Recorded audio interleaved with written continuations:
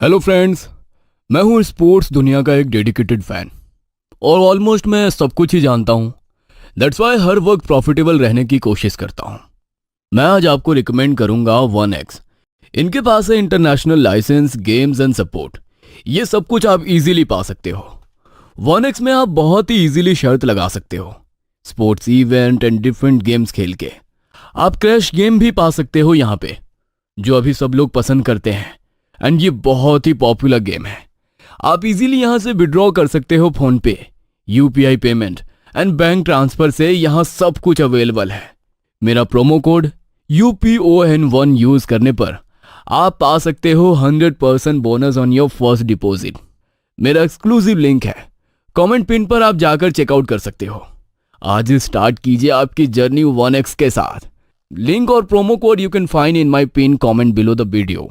अब तक आपने देखा कि बड़ी हवेली में रहने वाले देवी प्रसाद के इकलौते बेटे धीरज की हालत एकाएक खराब होने लगती है। बेटे की बिगड़ती हालत को देखकर देवी प्रसाद शहर के बड़े से बड़े डॉक्टर के पास जाकर अपने बेटे की इलाज कराने की कोशिश करते हैं, लेकिन कोई फायदा नहीं मिलता।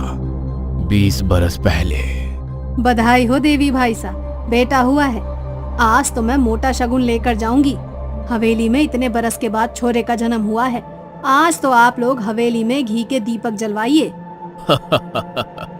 गुलाबो, बहुत बड़ी खुशखबरी सुनाई है आज तूने। शगुन तुम्हें जरूर मिलेगा, लेकिन अभी तो तुम बहुरानी और हवेली के कुल दीपक की देखभाल करो। समय आने पर खुश कर देंगे तुम्हें। बड़े ठाकुर की बात सुनकर दाई माँ मुस्कुराते हुए वापस अपने कमरे के अंदर चली जाती है। देवी, तुम बहुरानी और मुन्ना के पास रहो। हवेली में बरसों के बाद कुल दीपक का जन्म हुआ है। हम बड़े पंडित जी के पास जा रहे हैं। मुन्ना की कुंडली और ग्रह नक्षत्र की जानकारी लेने के बाद लौटेंगे। और वैसे भी हवेली में बड़ा जश्न होगा। नामकरण के लिए शुभ मुहूर्त की भी तो जरूरत होगी ना। ठीक है भाई साहब, आप जाइए, मैं यहाँ संभाल लूंगा। अगले दिन जानकी प्रसाद जब बड़े पंडित जी के यहाँ से लौटे तो उनके माथे पर चिंता की लकीरें उभर रही थी। क्या बात है भाई साहब, सुबह से मेरी बाईं आंख फड़क रही है। अनिष्ट की ओर मन बार बार इशारा कर रहा है। ऊपर से आपका ये मुरझाया हुआ चेहरा। बताइए ना, आखिर क्या बात है? मैं जानता हूँ जो मैं कहने वाला हूँ वो सुन पाना किसी भी माता पिता के लिए आसान नहीं है, लेकिन सच का सामना तो तुम्हें करना ही होगा। अपना दिल पक्का रखना देवी। भाई साहब, अब हमें घबराहट हो रही है। साफ साफ कहिए ना कि आखिर बात क्या है। मुन्ना की कुंडली और नामकरण के बारे में जानने के लिए जब मैं बड़े पंडित जी के पास गया तो उन्होंने मुन्ना की कुंडली बताने से साफ इनकार कर दिया। कहने लगे ये महापाप है, वे अपने हाथ से नहीं कर सकेंगे। पंडित जी की बात मेरी कुछ समझ में नहीं आई तो मैं उनके चरणों में बैठ गया और उनसे समस्या का समाधान करने के लिए विनती की। तब उन्होंने मुझे अपने महागुरु के पास भेज दिया। आपके घर में पुत्र के विषय में बताने से हमारे शिष्य ने इसलिए इनकार कर दिया क्योंकि आपके पुत्र की कुंडली में नक्षत्र का कुछ ऐसा योग बन रहा है जो कि कई हजार बच्चों में किसी एक कुंडली में ही नजर आता है। गुरुजी, रिश्ते में तो मैं बड़ा हूं, किंतु पुत्र के मोह में एक के बाद एक मेरी पत्नी ने 3 पुत्रियों को जन्म दे दिया। हमने तो पुत्र प्राप्ति की आशा ही छोड़ दी थी, किंतु कहते हैं ना, भगवान के घर में देर है अंधेर नहीं। और ठीक उसी समय मेरे छोटे भाई की पत्नी को ब्याह के 10 वर्षों के बाद बेटा पैदा हुआ। इस बच्चे से हमें इतना मोह है कि उसकी जन्म कुंडली लेने के लिए हम स्वयं आपके पास आए हैं। जो भी बात है खुलकर बताइए गुरुजी, और यदि कोई समस्या है तो उसका समाधान भी खोजिए। इस बच्चे के अच्छे स्वास्थ्य और लंबे जीवन के लिए हम कुछ भी करने को तैयार हैं। कुछ भी दांव पर लगाने के लिए हम एक पल के लिए भी नहीं सोचेंगे। तो फिर सुनिए, आपके घर जन्म लेने वाला ये बच्चा अल्प आयु है। इसकी आयु बहुत ही कम है। मात्र 14 वर्ष की उम्र में ही यह भगवान को प्यारा हो जाएगा। इसीलिए वो इस बच्चे की कुंडली को बताना नहीं चाहता था। समस्या है तो समाधान भी होगा गुरुजी। अब बताइए ना, हम क्या करें? आप महाज्ञानी हैं, आपके ज्ञान पर हमें पूरा भरोसा है। अपने पुत्र की लंबी आयु चाहते हो तो उसका एक ही उपाय है, और वो ये कि इस बच्चे को अपने घर परिवार, माता पिता, भाई बहन सबसे दूर रहना होगा। और दूसरी बात, इसके माता पिता ने अगर दूसरी संतान को जन्म दिया तो तत्काल ही इसकी असमय मृत्यु हो जाएगी। ये आप कैसी बातें कर रहे हैं भैया? हम दूसरी संतान को जन्म ना दे, इस बात में मुझे कोई ऐतराज नहीं, लेकिन एक नन्हे से बच्चे अपने जिगर के टुकड़े को खुद से दूर कैसे कर दूं? इस बच्चे को अपनी माँ की जरूरत है। अरे बावली हो जाएगी इसकी माँ। पिछले 10 साल में कौन सी मंदिर में जाकर माथा नहीं टेका होगा उसने इस बच्चे का मुंह देखने के लिए। और आज जब वो घड़ी आई है कि वो अपनी औलाद को अपनी गोद में खिला सके, तो आप कहते हैं कि इस नन्हे से बच्चे को अपनी आंखों से दूर कर दे। मैं समझता हूँ, किंतु गुरुजी की बात को टालना मतलब मुन्ना के जीवन के साथ खिलवाड़ करना। और अगर गुरुजी की बात सच निकल गई तो हम क्या करेंगे? मुन्ना के बारे में इस तरह की बात सोचकर ही मेरा तो दिल दहल रहा है। मैं मुन्ना की माँ हूँ। मैं तो बस यही चाहती हूँ कि मेरा बच्चा जहाँ रहे स्वस्थ रहे। उसका जीवन बचाने के लिए मैं कुछ भी करने को तैयार हूँ।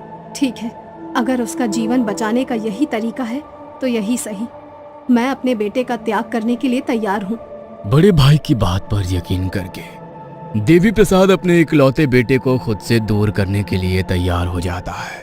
नन्हे से शिशु को खुद से दूर करने के बारे में सोचकर भी सिहर रही हूँ। आखिर कहाँ रहेगा मेरा बच्चा? कौन देखभाल करेगा इसकी?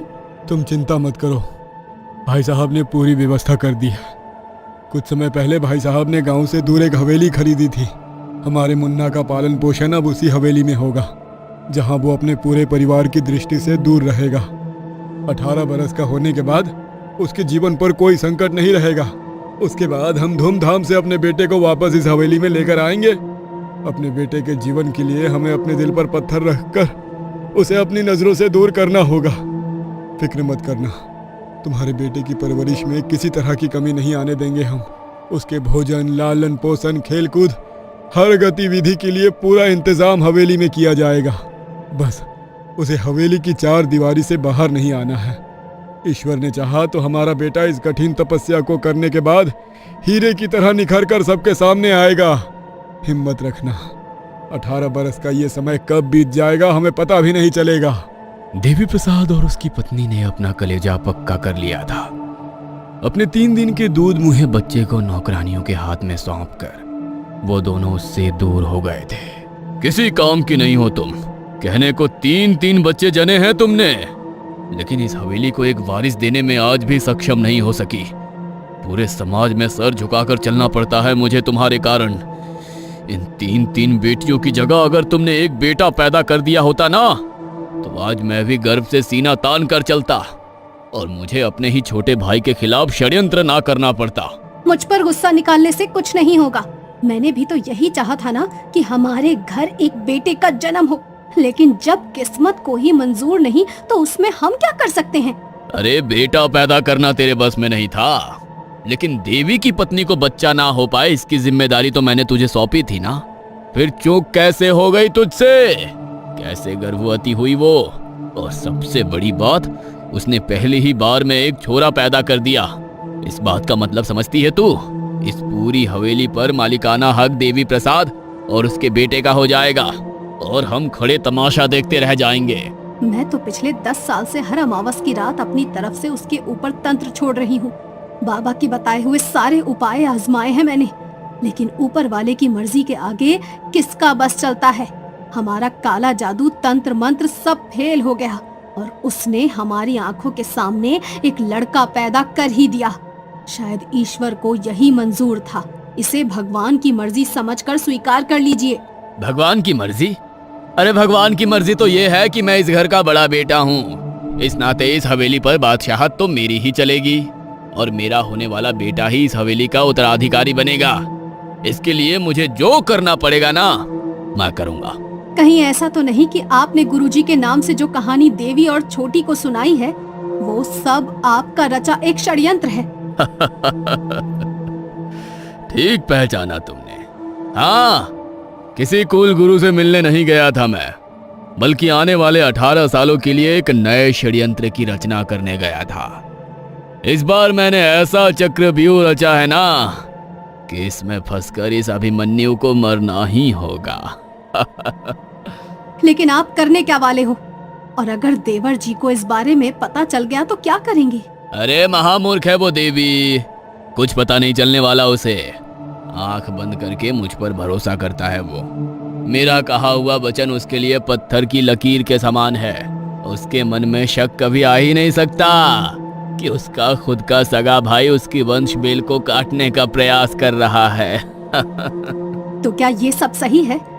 आपको ये सब गलत नहीं लगता? मैं तो कहती हूँ छोड़िए ना ये। जानकी प्रसाद की जिद थी कि इस हवेली में राज उसका खून ही करेगा, इसलिए पत्नी की सेहत की परवाह किए बगैर एक बार फिर से बेटे की उम्मीद में वो दोनों कोशिश करते हैं। वैद, तांत्रिक, ज्योतिष सभी गणनाओं का ध्यान रखने के बाद भी चौथी बार फिर से जानकी की पत्नी एक बेटी को ही जन्म देती है, लेकिन इस बार उसकी बेटी के पैदा होते ही उसकी मौत हो जाती है। ठाकुर साहब, बड़ी ठकुराइन बहुत कमजोर हो गई हैं और अब उनके शरीर में बच्चा जनने की ताकत नहीं बची है। अब रहने दीजिए, कहीं ऐसा ना हो कि अगली बार बच्चे की जगह ठकुराइन ही ना बचे। दाई की बात सुनकर ठाकुर बहुत निराश हो गया था। अगले कुछ बरस उसने इसी गम में बिताए कि अब उसके घर में कोई दीपक जलाने वाला कभी नहीं आएगा। लेकिन फिर एक दिन ठाकुर ने इस समस्या का एक उपाय ढूंढ निकाला। आखिर क्या है वो उपाय? लालच, नफरत और धोखे से बनी इस कहानी में अब क्या मोड़ आएगा? जानने के लिए कहानी का अगला भाग देखना ना भूलें। ये कहानी आपको अच्छी लगी हो तो लाइक, कमेंट और चैनल को सब्सक्राइब करना ना भूलें।